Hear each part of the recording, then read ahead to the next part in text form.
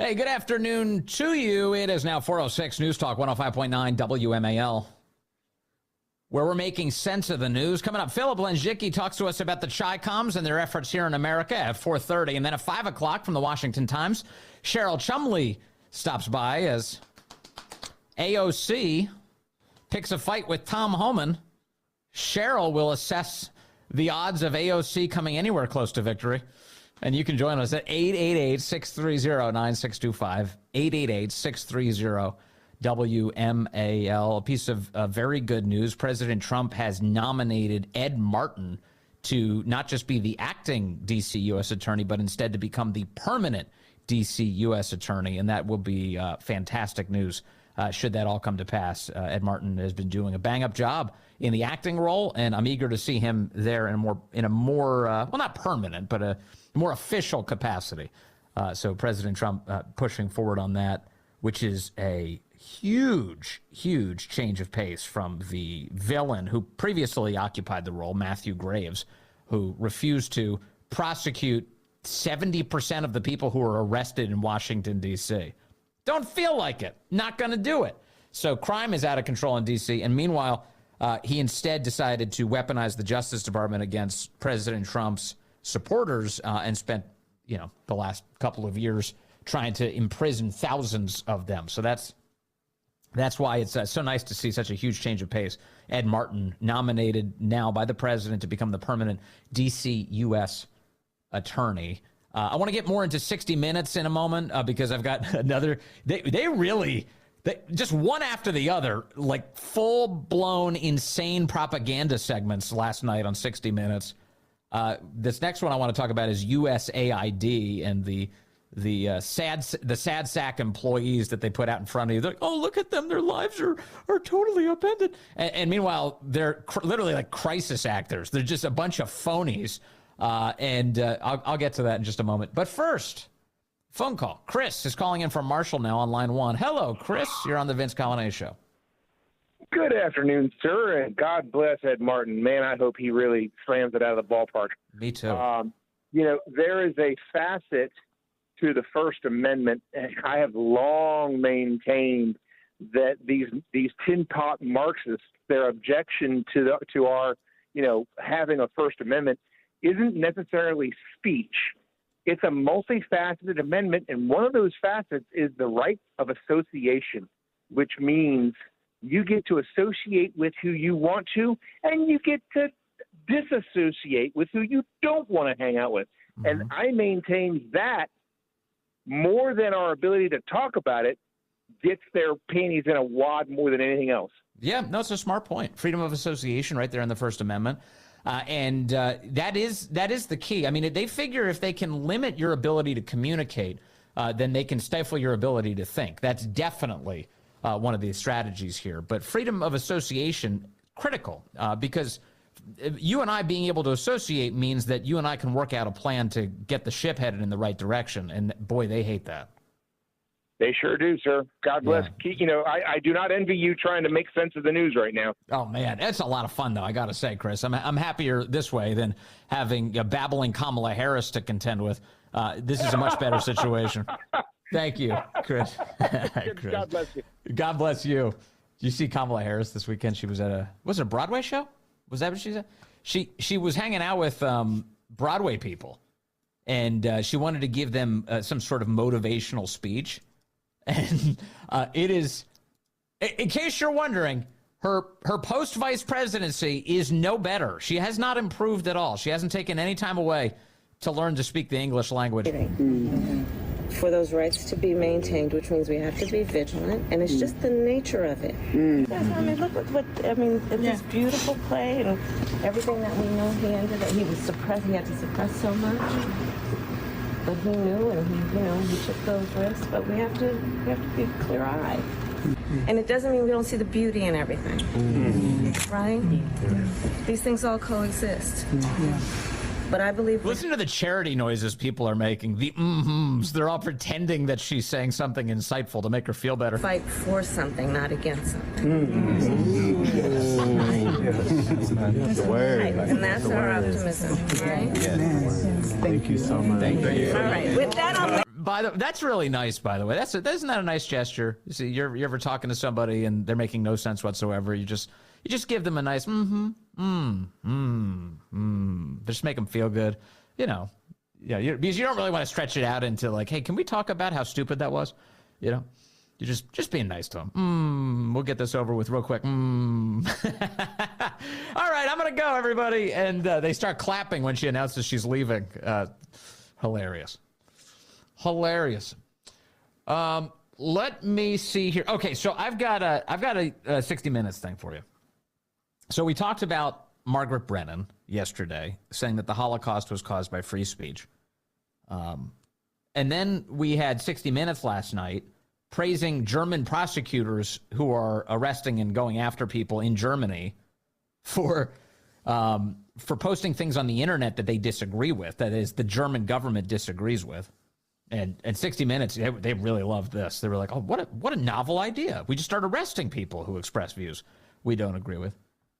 And then there was another 60 Minutes segment dedicated to USAID employees, saying that this is awful. They were fired, unceremoniously fired from their super important, valuable jobs.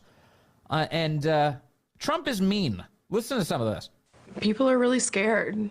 I think that 12 days ago, people knew where their next paycheck was coming from. They knew how they were going to pay for their kids' daycare, their medical bills, and then all gone overnight. All gone overnight for Christina Dry and Adam Dubard, fired this month in the chaotic shutdown of foreign aid distributed by the U.S. Agency for International Development, USAID. More than 8,000 USAID employees were sent home by the administration. They're not looking for competency. They're not looking for if you're good at your job. They're looking for pure loyalty tests. And if you don't give it, you will be punished. And they had to leave the building. And these are folks who had decades and decades of public service serving USAID across administrations, from, George Bush to Obama to the first Trump administration. And they were never able to walk back in the building again. There was no process? No one explained to them why they were being relieved? To my knowledge, they received an email, and then if they didn't leave the building, they were escorted out of the building. Yeah, okay, so the woman you just heard from, her name, as you heard in the segment, is Christina Dry, D-R-Y-E, Christina Dry. And that is not the first time that we've seen her on television. In fact, we keep seeing her on television. She was recently featured in an ABC segment that where she was saying she was the woman. Remember when USAID was being checked out by DOGE, when DOGE went into the building to take a look at what they were up to? Christina Dry is the woman who told ABC that they all ran inside, they pulled down their pride flags, and they began hiding books. They began hiding books. What books were you hiding? But Elon Musk's influence is sweeping throughout the administration. It was late last week that the DOGE team showed up at USAID offices in Washington and demanded access. USAID employee Christina Dry described the scene. DOGE was in the building. We took down our pride flags. I took out any books I felt would be incriminating. No one was talking. We heard they started taking transcripts automatically of all of our Google Meets. They unplugged the news in the little kitchen galleys. It didn't feel good. And then Saturday, all of the websites went down, and then I lost complete access to my computer. So we all ran around. We all pulled down our pride flags. This is getting sad. And then I was hiding books that were incriminating. What were the books? What were the books that could possibly be incriminating? In other words, that you could be charged with a crime for having. What books might she be talking about? What ledgers might she be referring to? I had to hide the books, she said. So how is it the same USAID employee keeps popping up in all of these sob stories, in all of these news outlets, about what happened to USAID, which, by the way, has not proven to have any meaningful long-term durable value, and instead has been at the center of regime change operations, CIA front operations, and completely wasteful spending, much of which only stays in Washington, D.C. and offers no humanitarian assistance to other people outside of this country whatsoever. And that's been going on for a while. It's been nothing more than a gigantic left-wing slush fund. And, of course, that's the reason the left is so furious that Americans are finally taking a hard look at it. And this lady keeps popping up. So who is she that she's got all this pull with the media, that her story is the only one that's ever told routinely? Christina Dry. Well, you ready for this? It turns out she was the speechwriter for Samantha Power, who was Biden's administrator of USAID. That's right. The person who ran USAID under Biden, her speechwriter is Christina Dry. So this is just a Biden cutout who is going on all these channels pretending to be some lowly employee who had her life upended. It's so awful. She's a Biden official who's posing. I see the great Twitter account Nova Campaigns. They posted the LinkedIn for Christina Dry. Guess what Christina Dry does with pronouns on her LinkedIn bio? That's right. She uses them. She posts she, her, as if you wouldn't be able to tell. She, her. Christina Dry. She's a part of the speechwriting and communications group for administrator of USAID, Samantha Power. In fact, she posted a statement when she began the gig. She said, quote, "Today I'm starting my next job as a member of the speechwriting and communications team of the administrator of USAID. Currently, former U.S. ambassador to the UN, Samantha Power. Power's work, which began with journalism in Bosnia during the war, heavily influenced my own work on genocide in the Balkans, as well as diplomacy and development.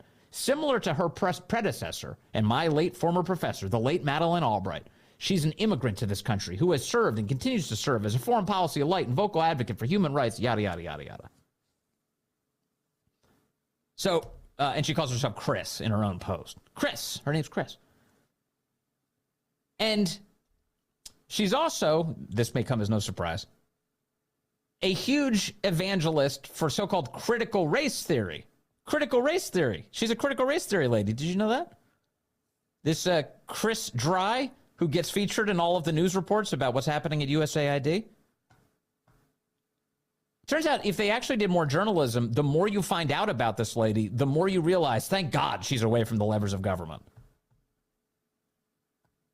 Jerry Dunleavy, the longtime journalist, he found all of Christina's old posts talking about critical race theory and the long game and all of this left-wing Marxist bigotry that she's been a part of trying to advance. She posted a Black Lives Matter reading list for allies. Authors included Malcolm X, Howard Zinn, and Ta-Nehisi Coates. She's all in on left-wing radicalism. She is exactly the opposite of the kind of person you want anywhere near the levers of power. And certainly you don't want to be paying her paycheck. What are you giving her money for? She also wrote an article earlier this month where she seemed to compare the Trump administration to, oh, you ready? The left's only analogy, Hitler and the Nazis. She did that too. That didn't come up in the 60 Minutes interview. That didn't come up in the ABC interview. No, instead it was, oh, poor Christina. How crazy her life has become because of Trump. He's so mean. To the phones we go. Anita calling in from Warrenton, now line 3. Anita, good afternoon. You're on the Vince Coglianese Show. Hey, Vince, thanks for taking my call. Yes, ma'am.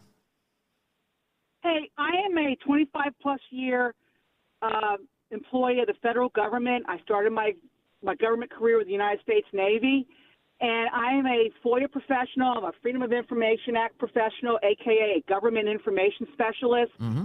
And all I can say is that I voted for Trump in 2016, 2020, and 2024, and I fully support what he is doing in DOGE because there is a lot of waste. There's a lot of bloat in the federal government, and I bet you a lot of federal employees are tipping off DOGE on where to look for a lot of this stuff. And all I can say is that we went into my office. Well, I never had an office. I always had a cubicle. You wouldn't know what my political leanings were. There were no pride flags. There were no nothing. None of that. There were no incriminating books lying all over the counter? Nothing. No. None of that. And In fact, when Obama first got elected, I can remember going into the office place and seeing my coworkers' cubes, and they would have on government-furnished equipment, computers, these screens, these monitors showing scene after scene of the Obamas and Michelle and Barack and the kids, and it would play for hours and hours and hours.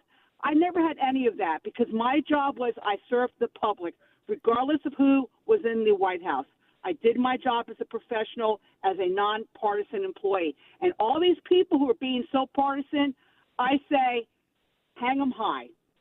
Yeah, sayonara. Get out of here. I mean, we've got, Anita, you've seen it from the inside, but we have a federal workforce in the vicinity of 3 million people. And the president, he wants to just cut it by 10%. That's the goal. He 300,000. So he's offering buyouts. They're doing layoffs. Some of the basically people who just got hired by the feds, they're saying, okay, we're going to dismiss these guys. They're doing what they can here. But the idea that you have Samantha Powers, speechwriter, go on television and pretend like she's got some big sob story at USAID when USAID is doing nothing but lighting our cash on fire. It's like the American people feel totally justified in why they voted and how they voted. Well, I applied for a position at USAID last year as a Freedom of Information Act professional, and I got called for an interview. Yeah. And I was looking at the agency website, and I said, "Oh my God, do I really want to be looking at this garbage?"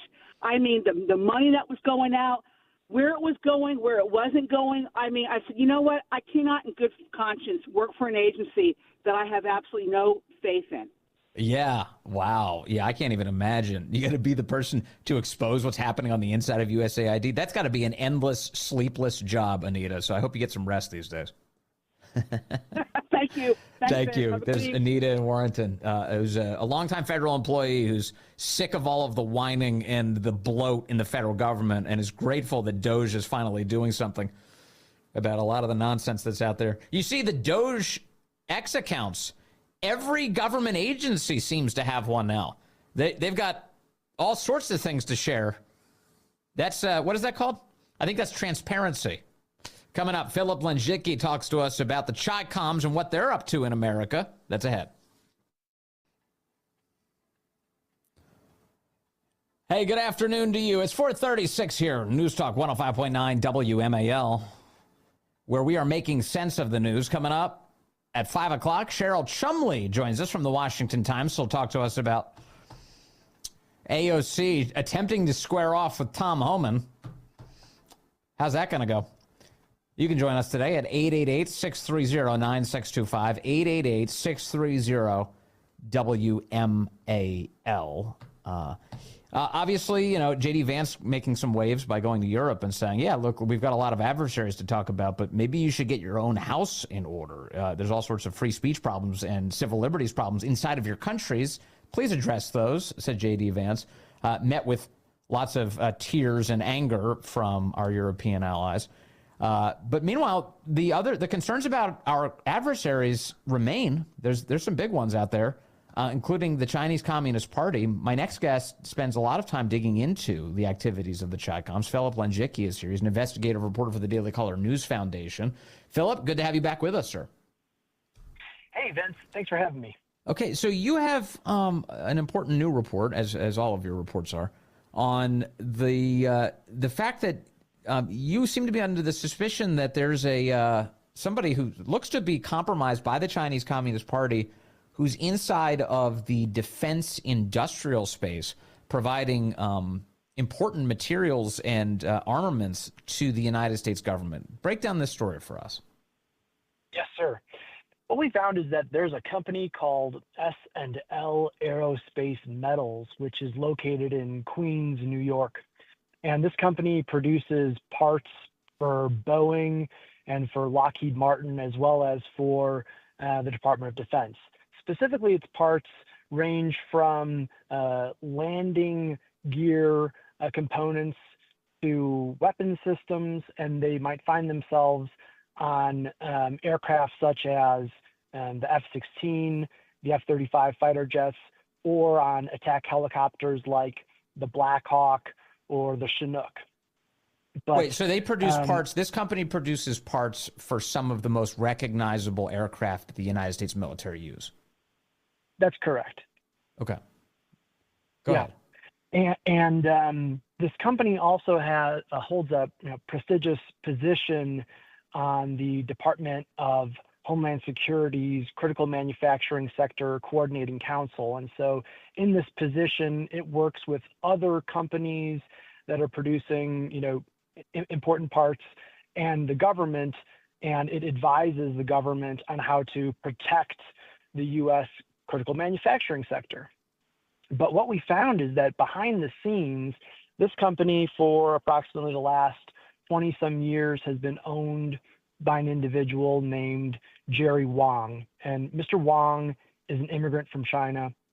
And going back as far as 2006, we found photographic evidence and video evidence showing Mr. Wang at events in both the United States and China, meeting with very high-level Chinese Communist Party officials, including Xi Jinping on numerous occasions, as well as meeting with Chinese Communist Party intelligence leaders.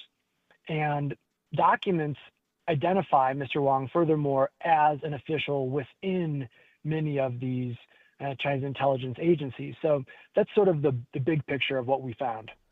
Okay, so I get a number of questions, of course, are born out of this. Among them, we can't assume that every single person who's immigrated from China and then works in a U.S. government or works in some business in the United States is necessarily linked to the CCP, right? No, we couldn't do that. Okay. And then, but you are led to believe that he is connected by virtue of his publicly well-documented associations. Tell us about the groups he's been associated with, a part of. Sure.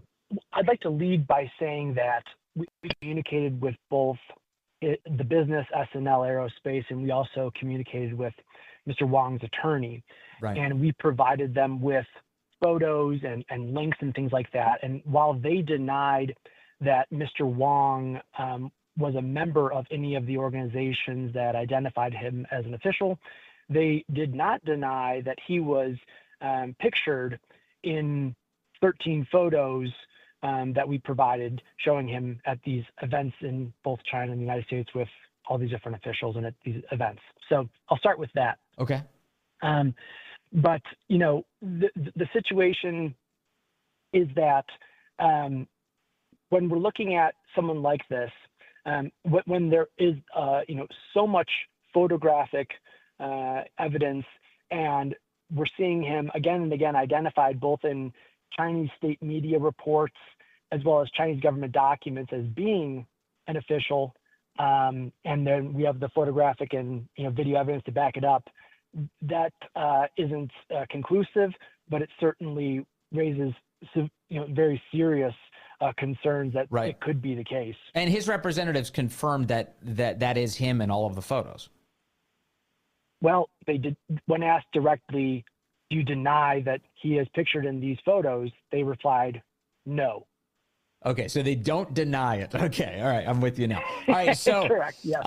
So the group that has claimed him is the United Front Work Department, the UFWD. What is this organization?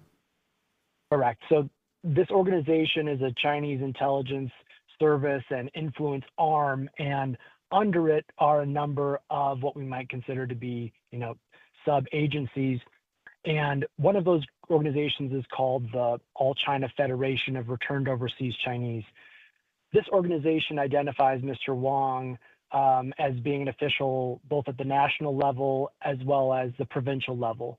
There's another agency that's also under the United Front Work Department called the China Overseas Friendship Association. It too identifies him as a member at the national and provincial level. And finally, there were photographs and documents showing Mr. Wang as being an overseas member of a different body called the Chinese People's Political Consultative Conference, which itself is not a Chinese intelligence service.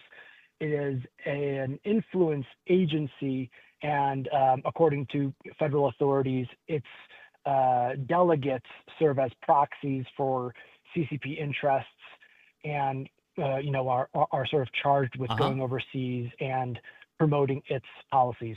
And so Mr. Wong's representatives denied to you, correct, that he's a member of the United Front Work Department or ever has been? Correct.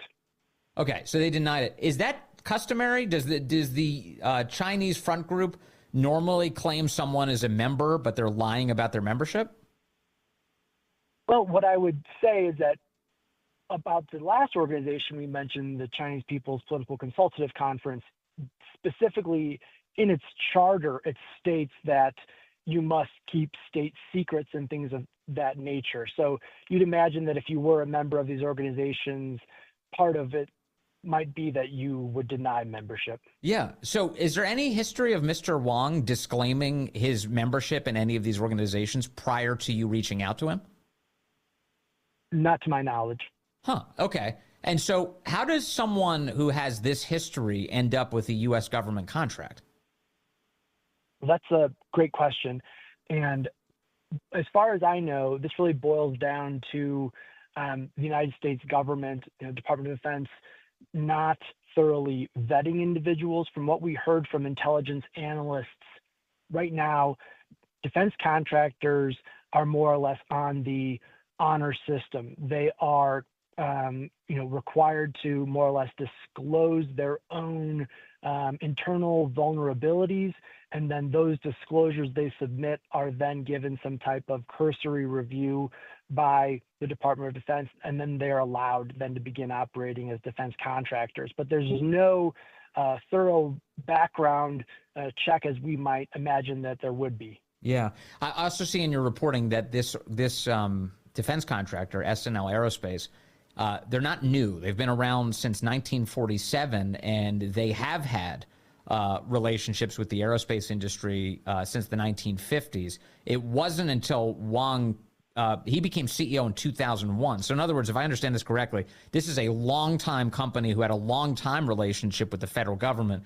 But this Mr. Wong character comes in and he becomes the CEO in 2001, and it's now his task to maintain those relationships.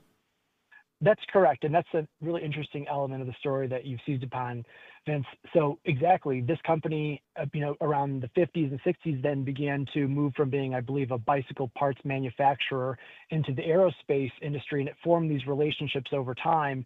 And apparently, as you point out, early in the 2000s, Mr. Wong and an unknown partner acquired the company, and then Wong became the sole owner several years later. Yeah. And so, yes, this is really concerning that you could sort of have a backdoor into that type of relationship with the government. Now, you mentioned some various aircraft. I obviously I don't know all of them in terms of how they operate, in terms of how classified their contents are. But I would think that if you are providing parts to, say, the F-35, which you report that S&L is, that the people that are involved in your company would likely need some security clearances to be able to provide parts to such an important aircraft, right?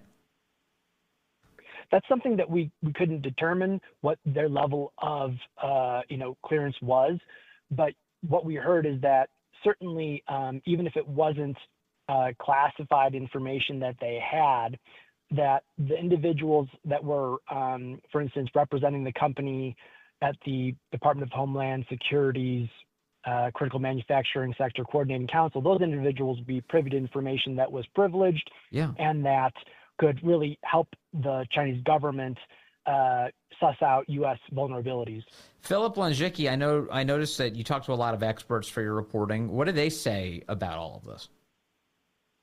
Well, I think that in addition to pointing out that, the Department of Defense lacks the requisite level of vetting for these type of individuals, I think that they were pointing out that there were serious concerns just that I think we would all imagine, whether it be that this type of individual running a company like this hypothetically could sabotage products, that they could pass off schematics, that they could somehow corrupt the supply chain at some type of opportune time for the Chinese Communist Party, or that they could identify, points in the supply chain going far back. You can imagine some type of mine that the Chinese government could try to acquire that would deprive the United States of valuable ores that it would need to produce these type of parts. So really it comes down to a logistics nightmare. Would an individual like this,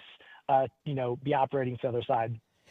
And look, the reality, of course, is that we've seen plenty of evidence that the Chinese Communist Party exploits its access through the U.S. government in order to advance its own goals, right? So we saw in late 2024 that Chinese hackers had used American intel agencies' backdoor access to telecom companies in order to hack them, right? Yes, that's my understanding as well. And, one aspect of the story that I think is kind of interesting to note is that in several of these events where Mr. Wang is photographed, he is seen with Linda Sun. And Linda Sun is the former aide to New York Governor Kathy Hochul. Yes. And she was recently indicted for allegedly acting as a Chinese agent.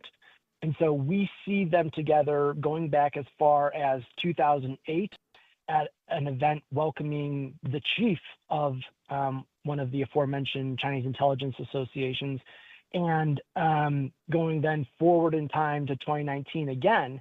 And at that 2019 instance, what's interesting about that is that in the indictment of Linda Sun, it states that it was around that time in September 2019 was when this event was held in Beijing, that she was hired as an overseas representative for this All China Federation of Returned Overseas Chinese. Huh. So you can really start to see how this could be a concern, given that she is, accused of using her position of privilege to act on behalf of the Chinese government. All right. Philip Lenczycki with the Daily Caller News Foundation, always plugging away on this important topic at a level that most reporters haven't even begun to scratch the surface. Philip, thank you very much for your time today. Wait, the United States and Canada will face off again in hockey? What an amazing finish. Saturday night in Montreal, Team USA beats Canada 3-1 in their game in hockey. That apparently, according to NBC Sports Boston, had snapped Canada's 17-game win streak in best-on-best international competition. That game on Saturday night was defined by the Canadians in the crowd booing the American National Anthem, the Americans going to fisticuffs 3 times in the first 9 seconds of the game, beating the hell out of all these Canadian hockey players, and then scoring 3 unanswered goals against Canada for the victory. Really amazing. I was screaming USA as I was staring at my phone to catch the highlights. Now I want to watch this game. There's going to be another game between Canada and the United States set for Thursday night, now in Boston. The puck drop set for 8 p.m. on Thursday. That's at the TD Garden. And could you think of a better city to send the Canadian hockey team to in the midst of all of this? I love the media is like, oh, in the midst of this drama that, between Trump and Canada and blah, blah, blah. It's great. I just love it. So we're going to send them to Boston. Canada's going to have to play their national anthem in Boston. How are the Bostonians going to react to that? I can't. I'm excited for this. I'm excited. Where else would we send them other than Boston? Maybe Philly. Philly would be a good one. Someone would throw a battery. You never know in Philadelphia. Coming up, we're going to talk to the great Cheryl Chumley about Alexandria Ocasio-Cortez versus Tom Homan. That's basically Canada versus USA. That's ahead on the Vince Coglianese Show.